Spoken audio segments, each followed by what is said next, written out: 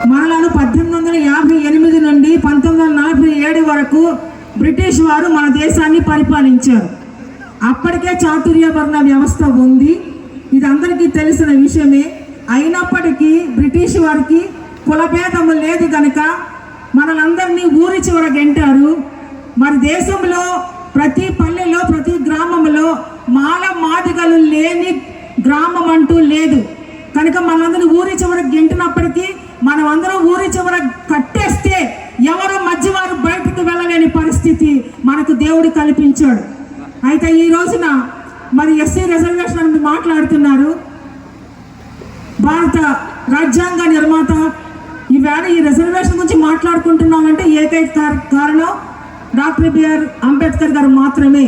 మనకు స్వాతంత్రం కావాలని పోరాటం చేసినప్పుడు ఖచ్చితంగా 253 మంది కాన్ఫరెన్స్లో కూర్చున్నప్పుడు మరి మీకు మీ రాజ్యం మీకు కావాలంటే మీ రాజ్యాంగం రాసుకోవాలి, మీకు వచ్చినా అని అడిగితే 253 మందిలో ఏకైక వ్యక్తి డాక్టర్ బిఆర్ అంబేద్కర్ లెగసీ నేను రాజ్యాంగం రాస్తానని చెప్పిన ఏకైక వ్యక్తి డాక్టర్ బిఆర్ అంబేద్కర్.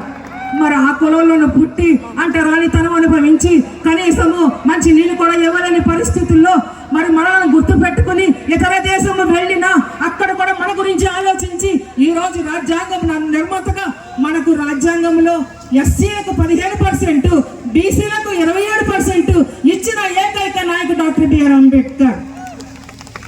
ఒకసారి ఆలోచించండి, ఈ 15 మంది ఎస్సీలుగా ఉన్న మనము ఈ రోజున అంటరాని వారుగా ఉన్నాము. మనకు గుడి లేదు, బడి లేదు, ఊరి చివర అన్ని చోట్ల వాళ్ళ కుల భేదం లేదు కనుక ఈ ఎస్సీ పేటల్లోనే మాలమాదిగల పేటలో చర్చి కట్టి ఆదివారం ఒక్కటే చర్చి నడిపి సోమవారం నుండి శనివారం వరకు మనకు ఇంగ్లీష్ నేర్పిన ఏకైక ప్రభుత్వం బ్రిటిష్ ప్రభుత్వం.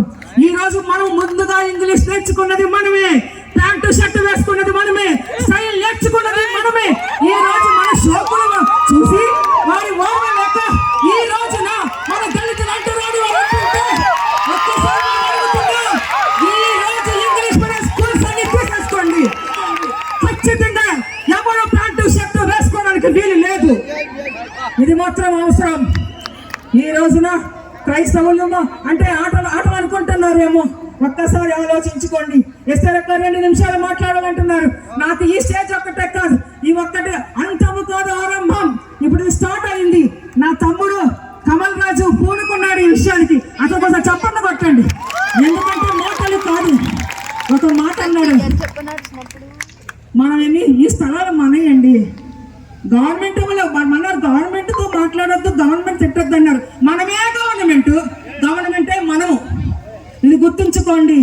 ఈ రోజున మీటింగ్ పట్టుకుందామని వెళితే ఎలా మన రామాలయం దగ్గరికి వెళ్ళామా, వెంకటేశ్వర స్వామి దగ్గరికి వెళ్ళామా? మనం వెళ్ళింది మన స్థలంలో మీటింగ్ పెట్టుకుంటానంటే మీటింగ్ స్థలం కూడా ఇవ్వననే దుర్మార్గులు ఈ సమాజంలో ఉన్నారు కనుక మనుషులు దయచేసి నన్ను ఆపకండి. 5 నిమిషాలు ముగించేస్తాను కనుక చెప్తున్నాను.